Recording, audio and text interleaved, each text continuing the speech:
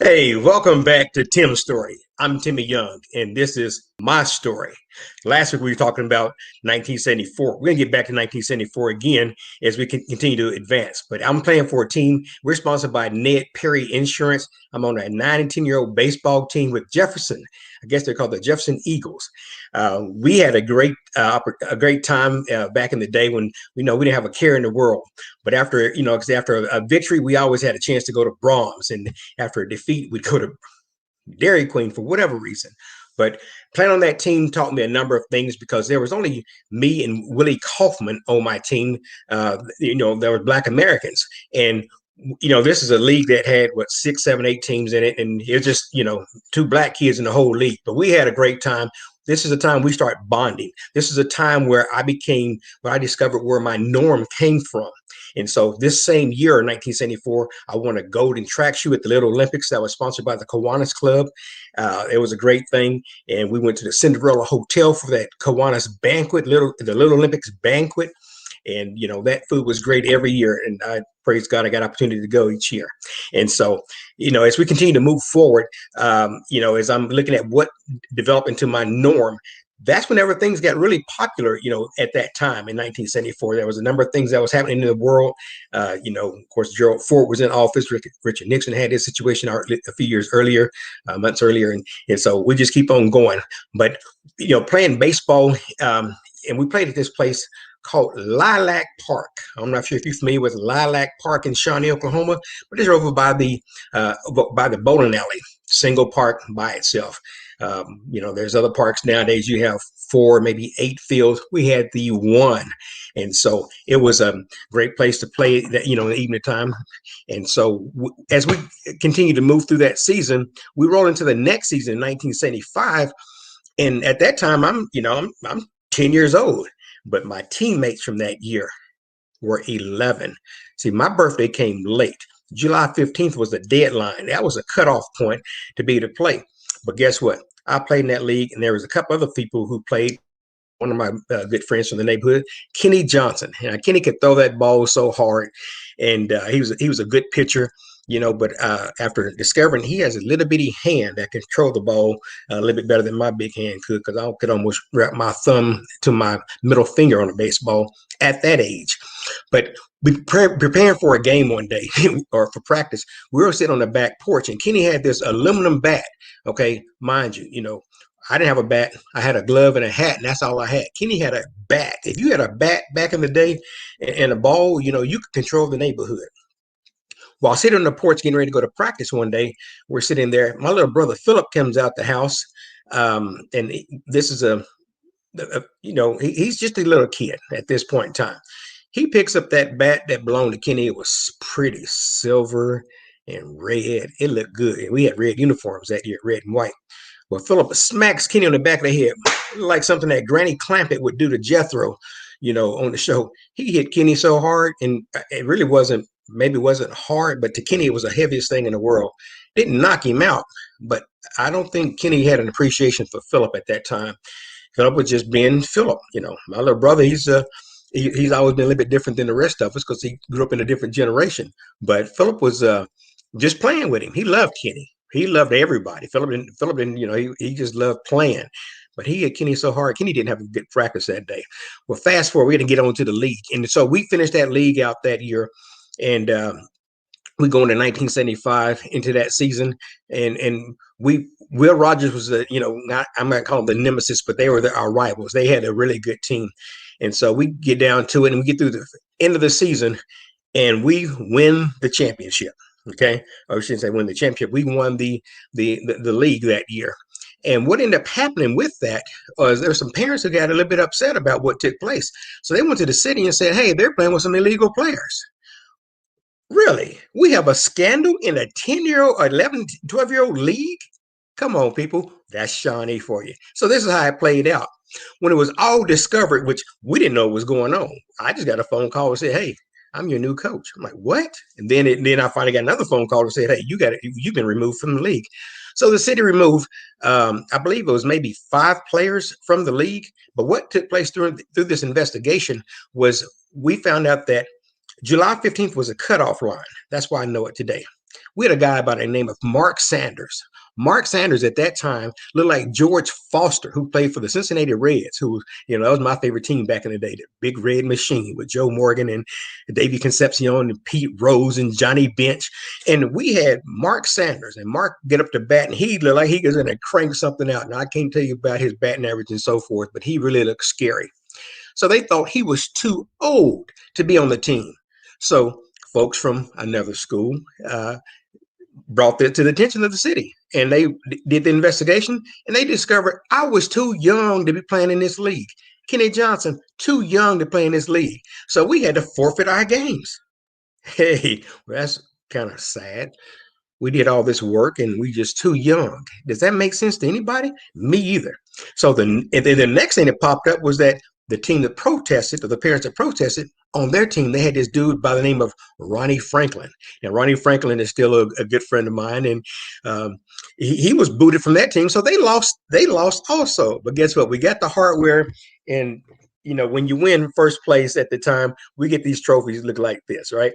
And so that was pretty cool. But we get booted out of the league. So we had to go to another team.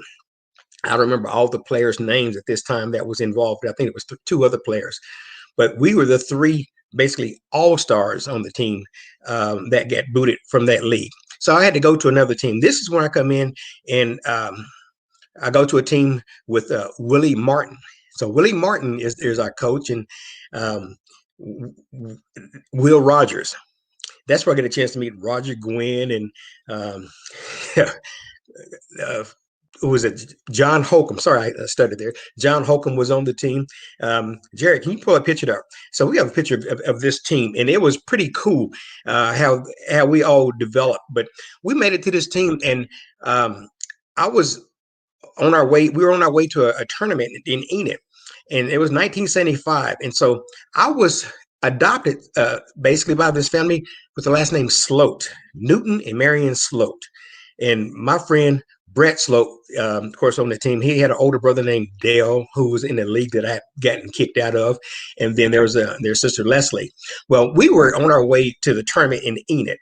And, they had this great big, huge car. Cars are big back in the day, okay? And I think it was a Pontiac station wagon. I think it was green, maybe had a wood panel on it. I don't remember exactly. But I do remember getting in the car and they saying, welcome, Timmy. And it set the stage for me to be with another family. I didn't know them. They treated me like gold all the time. And so, we go out to eat. I'll learn how to sit properly and how to, eat from a plate at a restaurant. At this time, I didn't have a lot of experience at that point. I'm the fifth child in a family, and we didn't go out to eat very often. So anyway, I learned a number of things. We stayed in a Holiday Inn hotel in Enid, and man, Brett, you brushing your teeth. Why is that water running? I can hear my mom, turn that water off. We didn't brush our teeth with the water running. And so that was pretty interesting that I learned how to brush my teeth with the water. I could just waste water because it's there. We didn't do that in my family. I'm not saying it's right or wrong. I'm just saying I learned something new. That's a different cultural experience. So we go to this tournament, and the team was already undefeated. I come and play 3 games. We're undefeated. We go to the state tournament in Enid, and we go through it, and we spend the weekend there, and we played in the finals, and we got beat. And after losing that game, it was the first defeat for this team. I'd seen defeat a few other times that year already, but it hurt. But whenever we got finished, we were receiving our trophies, second in the state. Ladies and gentlemen, imagine when you receive a trophy this fine for being in the second place team in the 10-year league in the state of Oklahoma. This is what the hardware looked like, okay? I know some females who have earrings bigger than this trophy. However, I still have my trophies, okay?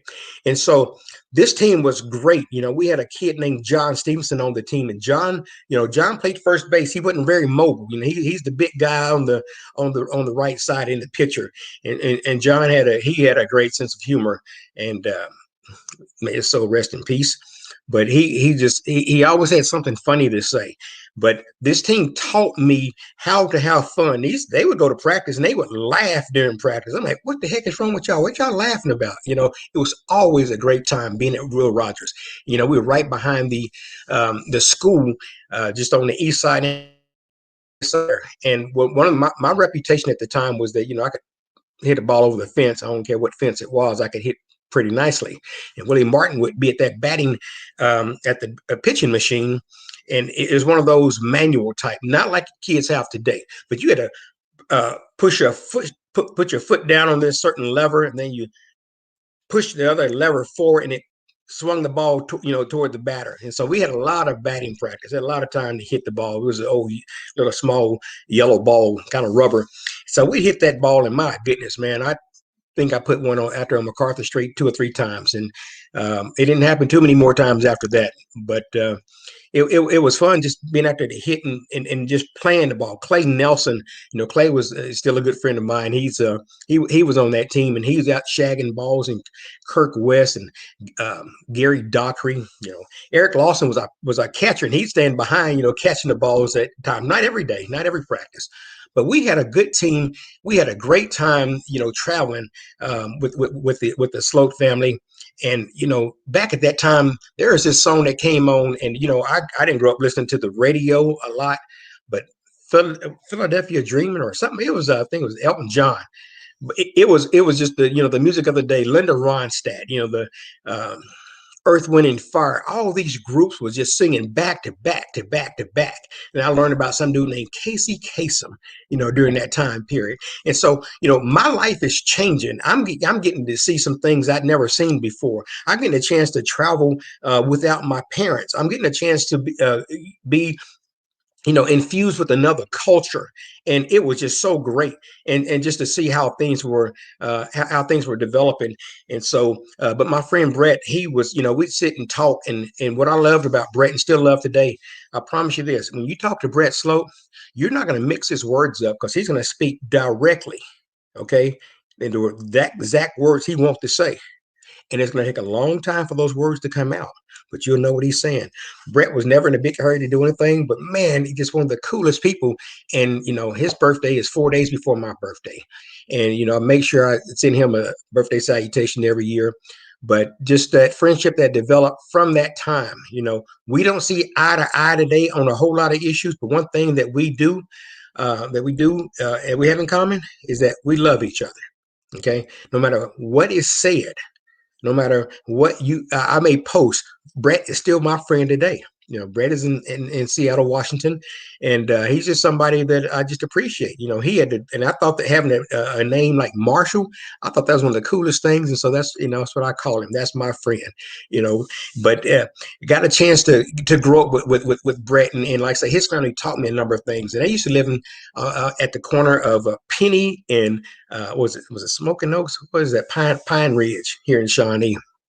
And I used to pass by that house all the time, just remembering the days of being there to play with him. He had a whole neighborhood of friends that was different than my neighborhood of friends, and just regular people. They not everyone had the talent that I came from in my neighborhood, but they still were able to play football in the yard. We used to play side football in Liberty side yard. Somehow or another, I don't know how it happened, but we were always able to play. Always able to play football in Liberty spaces, and so that was, of course, one of my things I started growing up, to develop in. I ended up going to college with a football scholarship, but playing baseball was my thing. I love baseball. That's always my sport. It's one-on-one, you and the pitcher. The outfielders didn't matter. Okay, my attitude was that if I hit the ball, I'm going to place it somewhere. I'm going to be on second base in a moment, if not third, but you're not going to get me out at first. That was my attitude. And so as I developed my norm, and I'm coming into my norm, during this time period, I'm listening to the music of the 70s, and things just started developing, and things kept on getting better and better.